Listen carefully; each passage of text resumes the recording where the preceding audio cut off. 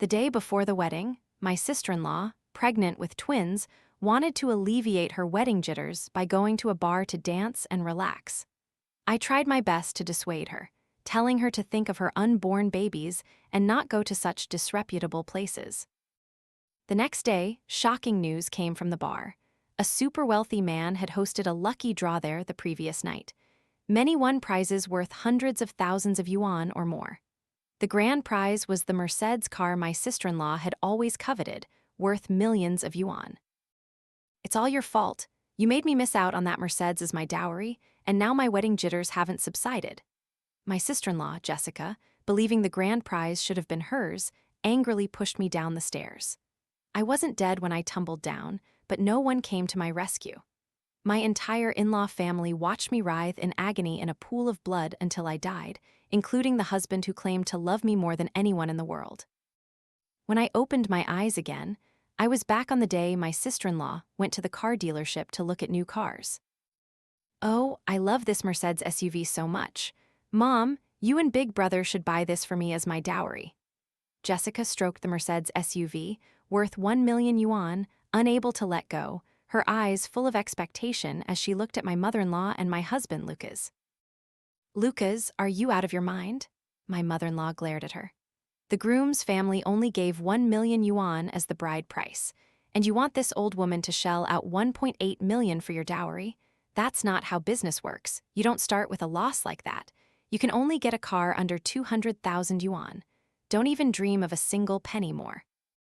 "Stingy?" Jessica shot an angry glare at her mother, then wrapped her arms around her brother's arm, pouting. "Big Brother, why don't you add some money to my dowry so I can buy this Mercedes?" "I don't have money." Lucas pushed her hand away, annoyed. "You're asking someone with a monthly salary of 7,000 yuan like me to buy you a Mercedes. What are you thinking? Didn't our sister-in-law's family give a house as her dowry? That house is worth 3 million on the market. If we sell it, won't we have the money?" Jessica's gaze swept towards me. In my previous life, she was like this too. I didn't pay attention, thinking she was just talking nonsense, since no one could be that shameless. Only after being reborn did I realize there really are people that shameless. She wanted me to sell my house to gather 1 million yuan for her dowry. The person she was pleading with wasn't me, but my husband. This line of thinking was already ridiculous. Lucas said, "I have no opinion. Ask your sister-in-law. If she agrees, I agree." In my previous life, I thought he couldn't bear to refuse his sister, so he pushed the problem onto me. Now I realized the hopeful look in his eyes meant he wanted to sell my house and buy that 1 million yuan luxury car for his sister's dowry. When his sister pushed me down the stairs, convulsing, blood gushing out, I desperately cried out for his help. He didn't lift a finger to save me, but stood coldly watching, even pinching his nose in disgust to block out the smell of blood. I looked at him in despair and asked, "Why? Why didn't you save me?" He leaned down, a gleam of schadenfreude in his eyes, and whispered close to my face, "Because I wanted you to die quickly. Once you're dead, everything you have will be mine, including your family's assets." After hearing those words, already gravely injured, the added anger choked the breath from my lungs, and I died on the spot. Lucas and I met in college. He said he loved me at first sight and pursued me relentlessly. I was a girl who'd been single for over 10 years, and I couldn't resist his warm gestures, so I agreed. After graduation, we stayed in the city where Lucas's family lived. My parents, though living in the countryside, ran a large pig farm with an annual income of over 1 million yuan. As their only child, they bought me a private villa in the city, and also a house in the downtown area near a school as my dowry. Not long after we married, my mother-in-law and sister-in-law moved into the villa with us. At that time, both my mother-in-law and sister-in-law seemed normal, and there were no conflicts with me. Lucas also always played the role of a good, loving husband. On holidays, he'd give me flowers, take me out for dinner dates, full of small romantic gestures. I felt our life was simple and happy. I never expected that his entire family were devils skilled in disguise. Their so-called kindness towards me was merely a plot to take my life and seize my assets. "Sister-in-law, you're the best sister-in-law in the world. Give me my dowry, please."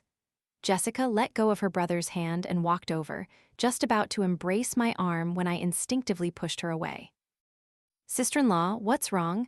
I just want a little dowry. Why are you acting so annoyed with me? Jessica, taken aback by my sudden push, pouted and questioned me with an aggrieved expression. There's a saying, a sister-in-law is like a mother. Jessica is your only sister. You wouldn't want her to be looked down upon when she marries, right?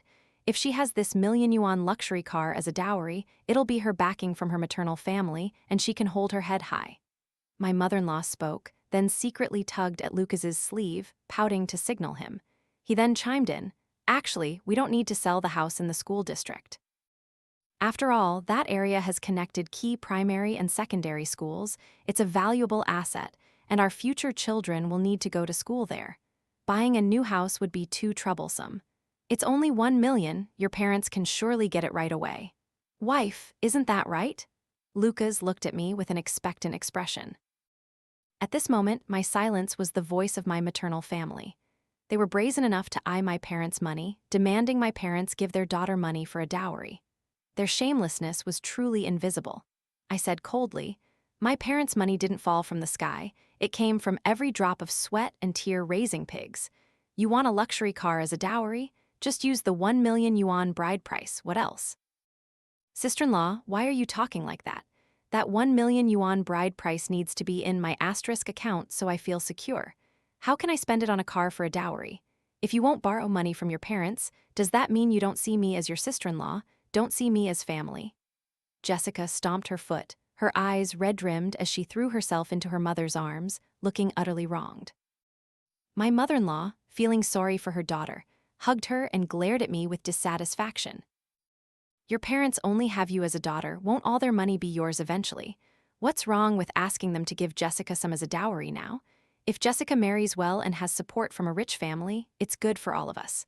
Later, if you have any problems, they can help. Oh, so they had long been eyeing my parents' assets, long wanted to extort them. In my previous life, I was naive and completely unaware, thinking they were simply good to me.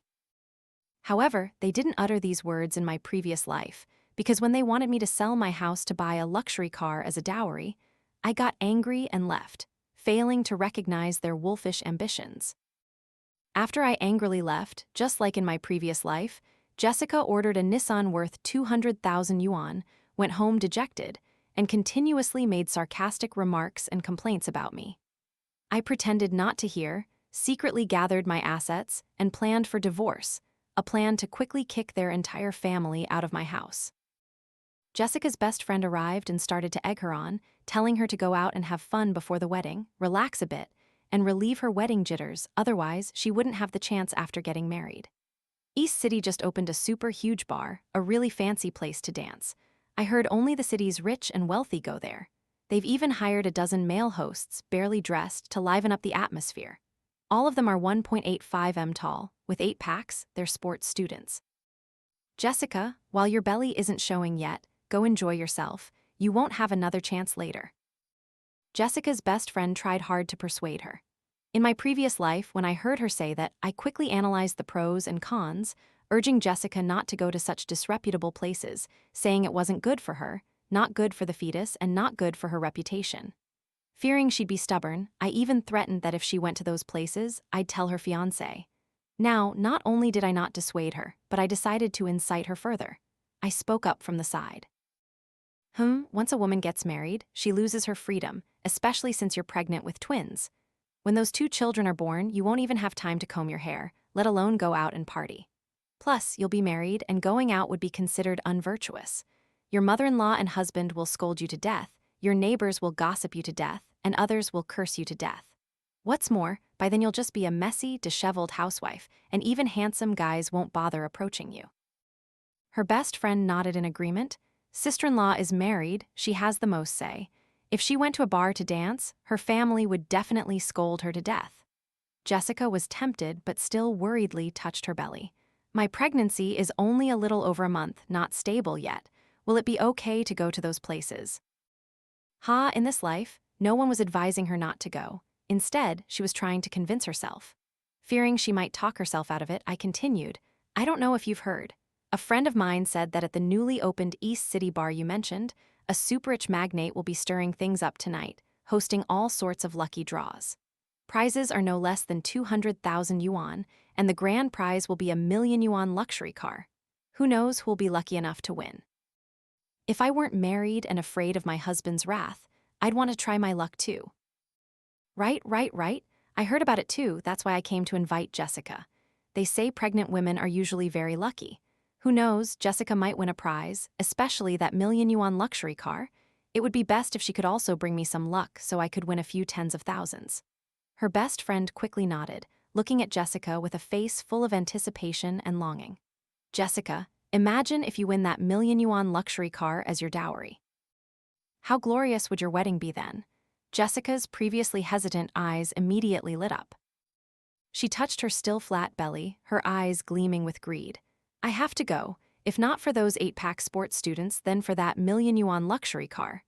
After saying that, she gave me a cold glance. A million-yuan dowry I earn myself means I don't have to beg anyone. Lest someone, relying on their smelly pig dung money, gets arrogant with me. How unlucky. Hee, dirty money? Don't forget, your entire family is currently living in the villa that my maternal family bought with that dirty money. I secretly scoffed but pretended not to understand her words, saying cheerfully, "That's great then. I wish you good luck winning that million-yuan luxury car. By then, this sister-in-law will also share in your good fortune." Jessica sniffed, turning her nose up at me. My luck is definitely good. I'm sure I'll win that million-yuan luxury car. Jessica carefully applied makeup, wearing a revealing spaghetti strap top and super short shorts, looking youthful and energetic, with no sign of pregnancy at all. Sister-in-law, sponsor my outing? Just moments ago, she was rolling her eyes and sneering, calling my money dirty, but now she was smiling brightly, extending her hand to ask me for money, no longer disdaining dirty money. This person, truly, her shamelessness was unmatched. Nevertheless, I generously transferred 1,000 yuan to her so she could have fun at the bar, even telling her to ask for more if it wasn't enough. Now this is how a sister-in-law should be, otherwise who'd care? Jessica took the money, grabbed her small bag, and smugly strutted out in high heels. As soon as she left, I immediately got ready, disguised myself with a wig and sunglasses, and headed straight to that East City bar. I had never before set foot in such a decadent place of red lights and green wine. Once inside, my eyes were truly opened, and I was filled with admiration. Indeed, it seemed all the beautiful men and women of the city had gathered there, all passionately exuding their excess hormones. I was still wondering how I would find Jessica among so many people, when to my surprise, I saw her right away. On the stage, there were indeed 8 young men, over 1.85 m tall with 8 packs. And my sister-in-law, Jessica, was surrounded by these guys, excitedly singing and dancing, completely forgetting her pregnant state. She even engaged in ambiguous, indecent acts with those male models. It was a bit unbearable to watch. I quickly took out my phone and captured all sorts of photos and videos as evidence. Jessica was plied with several glasses of wine on stage and started to become increasingly unrestrained, no longer holding back. Tusk, I truly admired her. Her 2 babies, despite such intense dancing, remained stable and didn't miscarry. Just as I finished admiring, I suddenly saw her face turn ugly. She clutched her stomach, hurried off the stage, and sat down next to her best friend. Her best friend was helping her up when suddenly an announcement came from the stage. The magnate's lucky draw was beginning. Jessica's attempt to leave faltered. She clutched her stomach, hesitated for a moment, but finally sat back down, looking expectantly at the stage. Perhaps it was just a slight discomfort earlier. Her contorted face quickly relaxed, and she let go of her stomach. It seemed the fetuses were still quite stable. The super-rich magnate began the lucky draw. The condition to participate was to chug a bottle of white wine on stage and perform a sensual dance in front of the masked magnate to receive a lucky draw ticket. Of course, for those who frequented this place, a bottle of white wine was nothing, and a sensual dance was no big deal. The only thing was my sister-in-law was pregnant. I thought she would hesitate for a bit. As it turned out, she was the first to jump up. To thunderous applause, she grabbed the bottle of wine and chugged it down. After drinking, fueled by alcohol, she began to twist and dance. Her moves were as provocative as could be, truly making my eyes widen in disbelief. Dancing as if she'd forgotten the world, she even in front of everyone ripped off her red halter top and swung it around while dancing. It was truly spectacular. I excitedly recorded the video, simultaneously marveling at the tenacious vitality of those two fetuses. I had been pregnant before, and in the bathroom, I accidentally slipped on some bath soap on the floor. Just a slight slip resulted in a miscarriage. Jessica's efforts earned her a lucky draw ticket personally handed out by the magnate. The dramatic lucky draw segment arrived. Jessica looked confident and beaming, but then she saw others winning prizes one after another while she ended up with nothing. It must be rigged, she thought.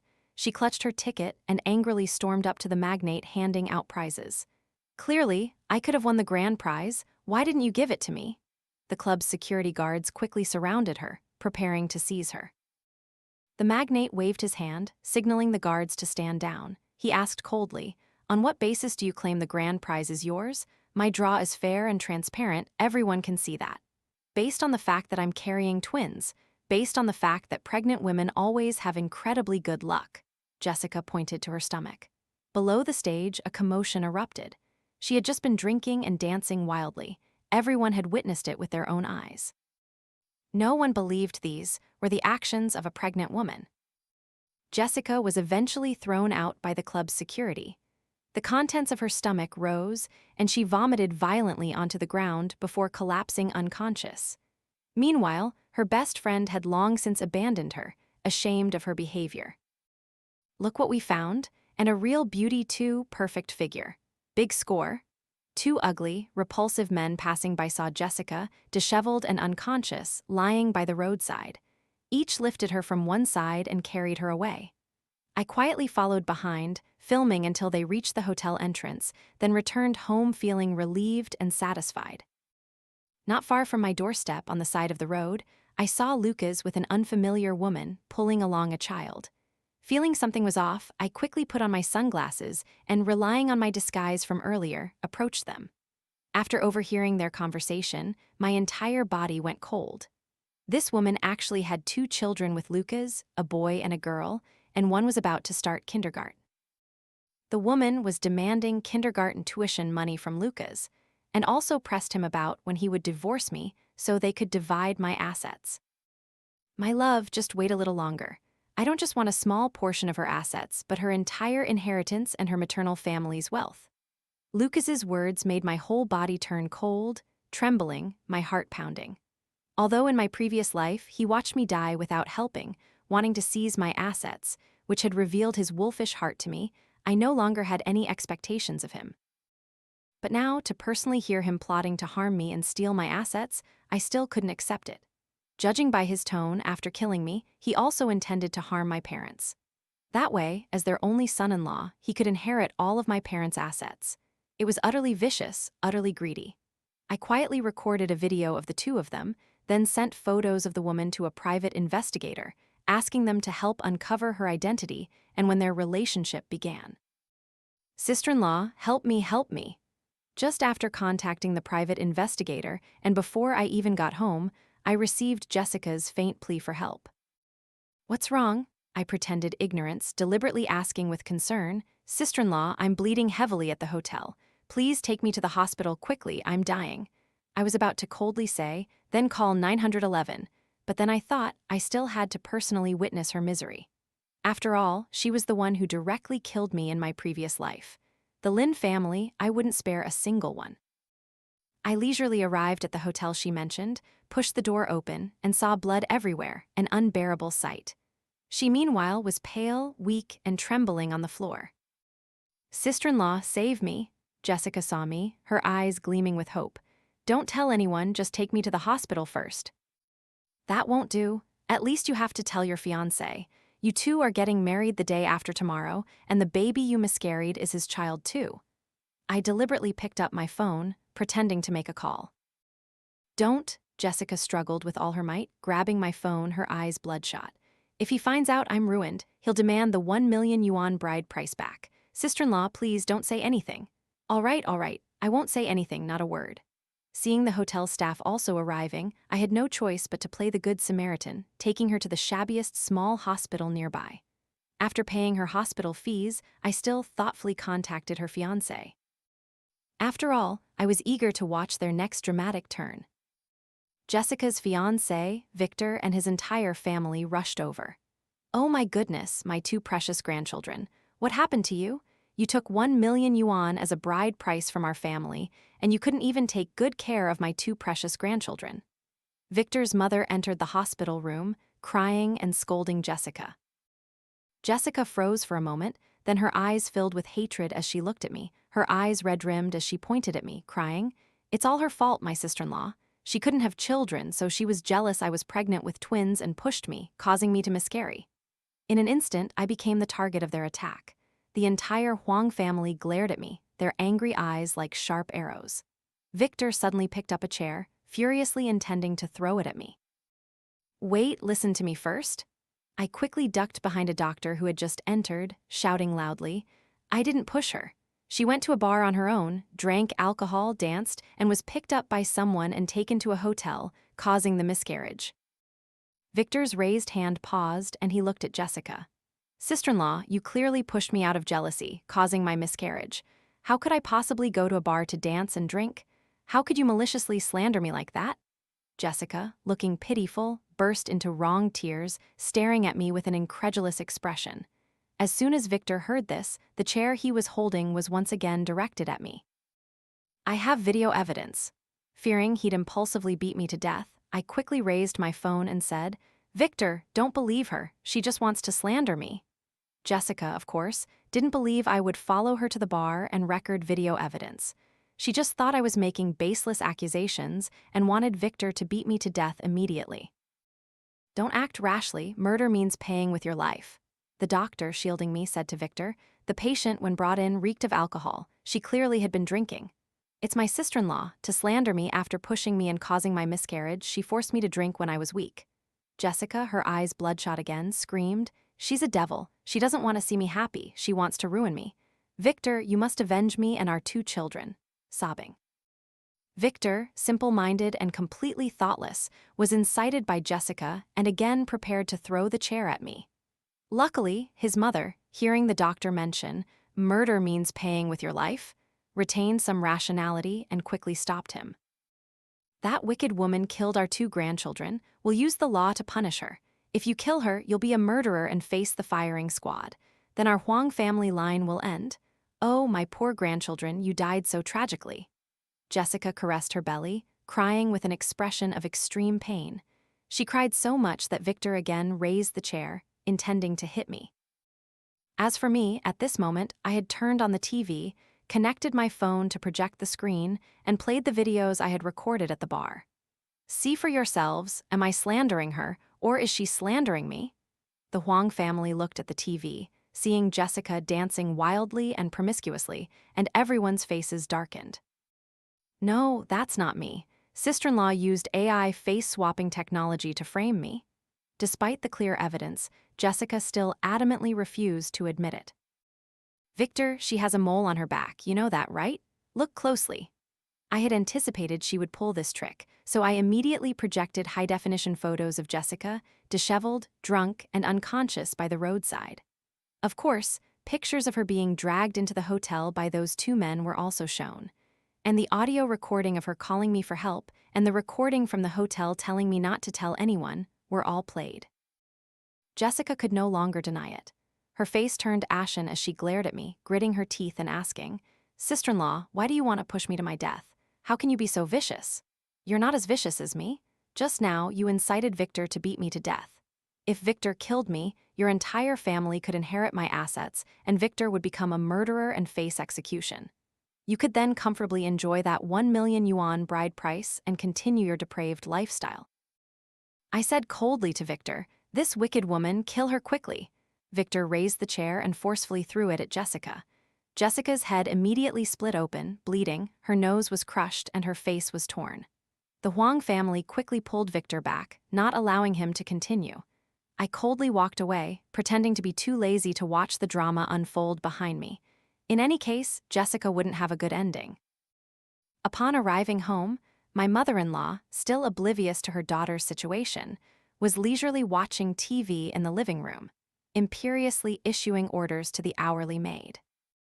"Where have you been? A woman shouldn't be out and about like this. I was just about to go with you to the jewelry store to look at a gold jewelry set for Jessica's dowry." My mother-in-law immediately complained with dissatisfaction upon seeing me. Haha, don't worry about the dowry anymore. Your daughter went to a bar, drank and danced, and lost someone else's two precious grandsons. She's causing chaos at the hospital right now. You better hurry there, or the Huang family might beat her to death, I said gleefully. Really? My mother-in-law immediately sprang up from the sofa, asking anxiously. Yes, really. I kindly told her the hospital room number. You're coming with me? My mother-in-law grabbed my hand worriedly. Ha, if I go, your daughter will just blame me again. She incited Victor to beat me to death. I coldly shook her hand off and went upstairs. My mother-in-law, anxious about her daughter, rushed to the hospital. Fearing I couldn't contend with the three of them alone, I quickly packed my important belongings and fled back to my parents' home. Seeing my parents' hair, already white from hardship, and their haggard faces, my heart shattered. They diligently raised pigs, spent very little, and gave most of their earnings to me. Yet I used their hard-earned money to support that ungrateful Lin family. I cared for my mother-in-law, pampered my sister-in-law, but rarely checked on my own parents, let alone cared for them. At my parents' home, I could sleep until any hour, eat whatever I wanted, with food and drink served to me. I had never even washed a single bowl. Only after marrying Lucas did I start learning to do laundry, cook, and cater to the emotions and needs of the entire family.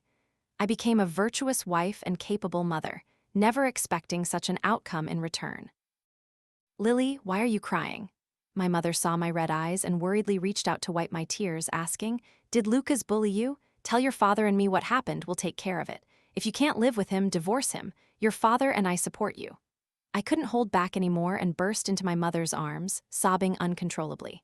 My parents panicked, flustered, not knowing how to comfort me, only repeatedly saying, There. I managed to stop crying with difficulty, choked out that I wanted a divorce and wanted to stay with my parents forever. Divorce? My parents didn't ask for reasons, supporting me unconditionally. Two-legged pigs are hard to find, but there are plenty of two-legged men. That boy you had a crush on in high school, he came looking for you last time. We heard he was very disappointed when he found out you got married.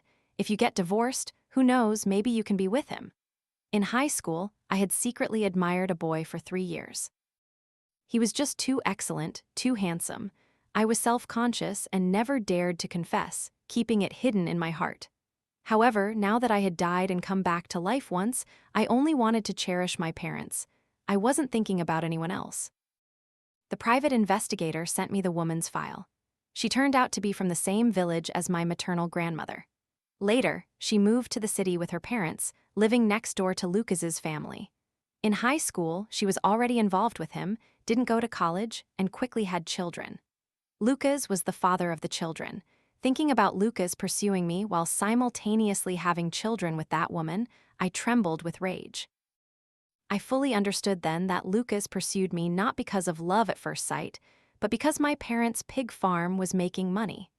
That woman was from the same village as my maternal grandmother, so she knew my family's financial situation very well. They must have conspired together, wanting to seize my assets. After Lucas and I married, I didn't use a single penny of his, nor did I ask how much money he had. Many of his expenses, including cars and clothes, were bought by me. Even when he just mentioned needing money, I generously gave him tens of thousands. I never expected him to use that money to support his mistress and illegitimate children. I was furious. I also suspected that the time I was pregnant and slipped on the bathroom floor, causing a miscarriage, was due to Lucas deliberately spilling bath soap. At the time, I found it a bit strange. After all, he was a careful person, so why would he carelessly spill bath soap after showering? It turned out he deliberately didn't want me to be pregnant. After the miscarriage, I was both physically and mentally scarred, and often had to endure my mother-in-law's criticisms, calling me a barren hen, which led to mild depression. I gathered photos and documents of Lucas and that woman, sent them to a lawyer, and asked him to help draft a divorce agreement. I was preparing to file for divorce and kick his entire family out of my house. As soon as I finished these tasks, I received a call from Lucas. As soon as the call connected, I expected him to scold me harshly, asking how I could treat his sister that way. However, he wasn't angry at all. Instead, he very gently asked where I was and, at the same time, condemned Jessica's behavior, saying she had realized her mistake and was waiting for me to return so she could apologize. Something was definitely off. He surely wasn't waiting for me to apologize, but for me to return so he could kill me and seize my inheritance. I was too lazy to beat around the bush with him and directly exposed his affair with that woman. Tomorrow, my lawyer will send you our divorce agreement. Sign it quickly. Otherwise, I will turn all your dirty affairs into dozens of PPT slides and spread them online. You can imagine the consequences. I'm also giving you one night to get out of my villa immediately. Haha, don't even think about not leaving. I've already sold that house cheap to a powerful gangster. If you don't move out, they'll break your legs. Don't say I didn't warn you. After saying that, I hung up, blocking the numbers of his entire family. Of course, what I wanted to do didn't stop there. I wanted to gradually push them into a corner, forcing the three of them to kneel and beg for forgiveness, as they had no valid arguments and I had all the evidence. Furthermore, the lawyer I hired was excellent. Despite Lucas's hundredfold reluctance, the court still granted our divorce. As for the villa, I had indeed sold it cheap to a powerful local gangster. The three members of the Lin family had no choice but to move out. After completing all these tasks, I began to use the power of social media, widely publicizing videos of Jessica, pregnant, dancing, drinking, miscarrying, and being picked up. Of course, I also compiled more than a dozen PPT slides from a victim's perspective, detailing Lucas's marriage fraud, and sent them to his workplace and posted them online. The two siblings instantly became internet sensations. Everywhere they went, they were like mice scurrying across the street, pointed at by everyone. No jobs, no income. Lucas's other woman couldn't stand the poverty, abandoned their two children, a boy and a girl, and ran off. My former mother-in-law, due to overexertion, suffered a hypoglycemic collapse that led to brain death, bedridden at home with no money for treatment. Lucas, in his drunken despair and annoyed by his crying children, threw them from an upstairs window, causing a tragedy. He was arrested, once again igniting a wave of public outrage online. As for Jessica, her previous miscarriage had severely damaged her health. With no money for plastic surgery for her injured face, she became a grotesque sight, neither human nor ghost, and was beaten and cursed wherever she went. One evening, Jessica suddenly appeared at the pig farm. Upon seeing me, she immediately knelt down. "Sister-in-law, I was wrong. In my previous life, I shouldn't have pushed you down the stairs. I was wrong, please forgive me." "Hee hee, so you've been reborn too? How wonderful." I laughed loudly. "Then continue living your life in hell on earth." "No, I want to live again." Jessica suddenly pulled out a knife and lunged at me. Faster than words could tell, a long leg appeared, kicking the knife out of Jessica's hand and simultaneously sending her to the ground. "Arthur," I cried out, looking at the handsome man before me, the one I had secretly admired for 3 years. "Yes, it's you." Arthur nodded, wiping sweat from his forehead, his face relieved. "Good thing I wasn't too late." The pig farm had surveillance cameras everywhere, and Jessica's attempted murder was caught on video. I sent the surveillance footage to the police station and also sued her for attempted murder. She was sentenced to 3 years in prison. I bribed one of her cellmates, telling that person to take care of Jessica every day, ensuring she wouldn't have a peaceful release after 3 years. From the high school diary pages Arthur had carefully kept, I learned that he had also secretly admired me, planning to pursue me in college. However, we went to different cities for university, and I was pursued by Lucas as soon as I started, so he regretfully let go of that affection. Now, he still liked me, and I still liked him. I decided to trust a man once more and be with him.